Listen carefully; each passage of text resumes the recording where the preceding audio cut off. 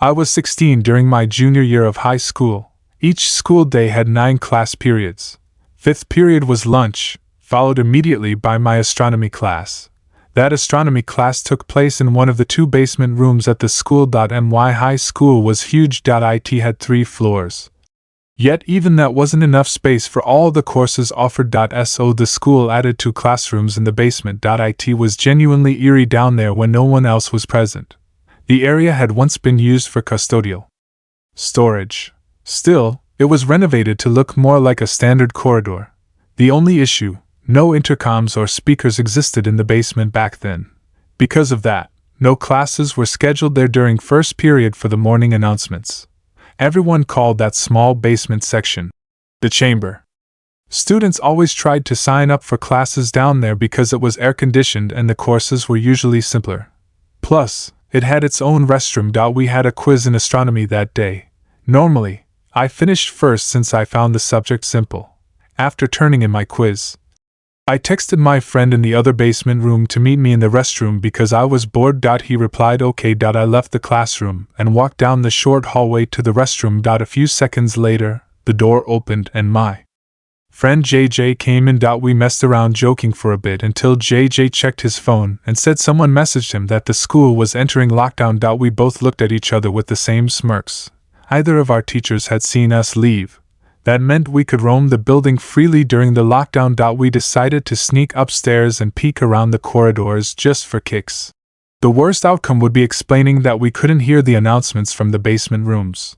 When we opened the basement door to the main floor, we were shocked to see every light turned off. The hallways were almost completely dark except for the glow coming through the lobby doors. This was real, because normally hallway lights stayed on during lockdowns. Something serious was happening, and we weren't sure we even wanted to explore anymore. JJ stepped a bit farther into the hallway, and I followed. JJ then glanced down the hall and said, "Who's that?" I looked, and a man appeared from the shadows. At first, we couldn't tell if he was faculty. But as he approached, we saw this guy wasn't dressed like any staff member. He looked like a homeless person. "Okay, let's go," I told JJ as we rushed back down to the basement. Whoever he was, he definitely spotted us. We noticed both classrooms had their doors closed and lights off. To avoid drawing attention, we chose to hide in the restroom. I flipped off the light immediately. Then we both crouched in the corner stall. The room was totally quiet. No fans, no heaters, nothing, just the sound of JJ and me breathing and the occasional drip from the sink. Suddenly the restroom door opened, and hallway light flooded in for a second. The door closed, plunging the restroom back into darkness. JJ and I did our best to keep our breathing quiet. The silence was so complete that we could hear footsteps moving toward our side of the restroom. The person stopped and began breathing hard, like they were winded. JJ and I were terrified. JJ did something really stupid. He whispered in my ear, "We need to crawl out through the other stalls." The room was so hushed, though, that even JJ's whisper carried across the space. The heavy breathing outside the stall cut off, and the person started pushing on the stall door. That's when I whispered, "Go, go!" to JJ. We both crawled under the partition to the next stall, then the next, and finally out to the opposite side of the restroom. The person was now pounding hard on the stall door. JJ and I jumped up, flung open the restroom door, and as light filled the space again, we saw the man from upstairs in the corner. We hammered on the door to JJ's classroom. The teacher let us in almost instantly. JJ explained everything while the teacher locked the door, mentioning a gun protruding from the man's pocket. I was stunned because I hadn't seen a gun, but I played along anyway. Normally, a group of high school kids would be cracking up at 2 students creating this kind of chaos. But I saw every student huddled in the corner looking worried. A loud bang at the door made everyone flinch, and a few girls cried out in fear. JJ, the teacher, and I could see the man at the door, peering through the window while twisting the knob. After several angry bangs on the door, he turned and walked down the hallway toward the stairs. We don't know how much longer the lockdown lasted, but for over an hour we sat quietly in the room, besides the teacher occasionally asking JJ and me questions in a very worried voice, shaking his head after each answer we gave.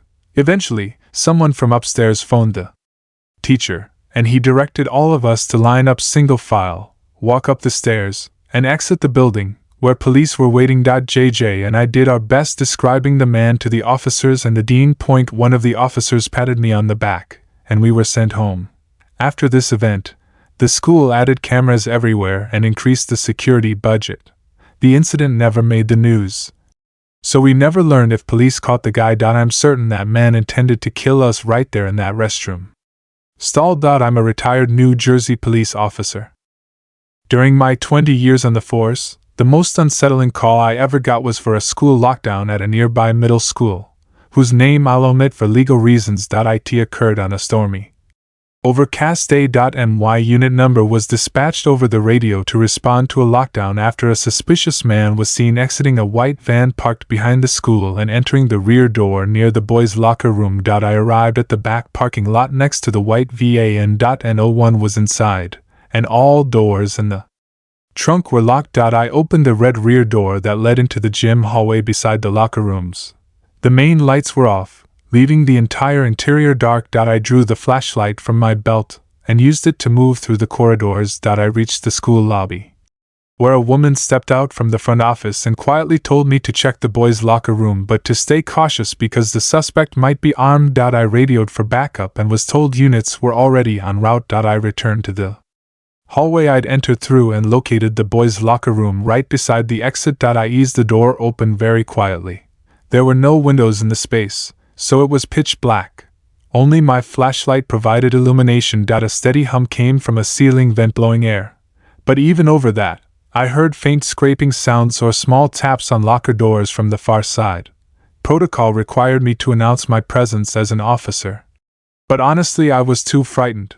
The tension in the room was overwhelming. I held my flashlight in one hand and my firearm in the other while creeping to the opposite side of the locker room. And no matter where I stood, the taps and thuds seemed to come from the other end. I was in the corner near the bathroom door when a loud locker slam from another area made me jump. I moved toward the noise and discovered it came from the football team's locker room.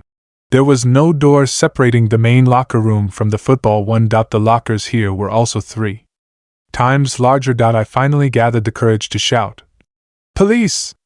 Right after, a boy screamed, "Help!" from somewhere in the room. The voice was muffled. The boy pounded on a locker door across the row from where I stood. When I realized the child was locked inside a locker, my stomach turned. I told him I'd return shortly, radioed again for backup, and ran outside to the white van. It was gone. My biggest error was not noting the license plate immediately. I alerted dispatch to watch for a suspicious white van. I hurried back inside and told the front office staff to dismiss school for the day and send someone with a key to free the boy from the locker. The boy had been held by the man with a knife pressed against his back, as I later concluded. The man had been quietly trying to force the 12-year-old to his van. The boy had a cut on his arm from resisting the blade. The man's van was located a week later in a 7-Eleven lot, where he was arrested after positive identification. I was staying at a Hampton Inn in New Jersey while visiting Rowan University, a college I was considering attending.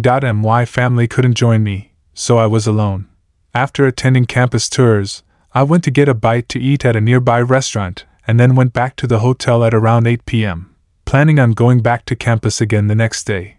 About an hour after returning to my room, a strange alarm started going off in my room along with a white light flashing from the corner of the ceiling. A message started looping shortly after as well, saying something along the lines of, "All Hampton Inn guests please remain in your rooms. This is a lockdown." I'd never heard of a lockdown in a hotel. I never even knew hotels had alarms like this. I found it more interesting and exciting than anything else. Eventually, the sound of the alarm stopped, but the light kept flashing, and every 20 seconds or so the message would repeat. It was only like 9:30.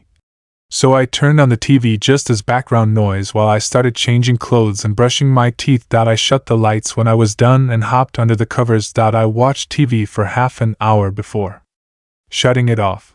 The light was still flashing with an obnoxious bright white every few seconds. It was definitely going to hinder my sleep. I was starting to consider calling the front desk to ask what was going on when the phone rang. It was someone from the front desk. I was expecting them to tell me something about the alarm, and when it would shut off. But instead, the person on the other end spoke in a very concerned voice. She told me to remain calm and walk out the door. I took that opportunity to ask her what exactly was going on. She went on to tell me that there was somebody in the room with me and to get out immediately. I dropped the phone and instinctively started looking around everywhere. Part of me was curious to see if somebody was in fact in the room. I checked under the bed, looked into the empty bathroom. Nobody in either spots. Then I noticed the closet door right next to the bathroom. It was one of those closets with a wooden sliding door. It was open just a tiny crack, and through that tiny crack I could see a person's face. At first, it didn't sink in what I was seeing. But when the door slid shut, that was when I freaked out and ran out the door. The people at the front desk showed me security footage from an hour earlier of some sketchy-looking man walking around the hallways, apparently looking for a certain room. When he got to my door, he opened it with the card he somehow acquired. And that was it. I stayed around as the authorities took the person out in chains. It was a man, of course, on the shorter side, easily 40s. He looked at me as he passed as if he knew who I was immediately. It's scary thinking back that he may have been watching me for more than an hour from that closet.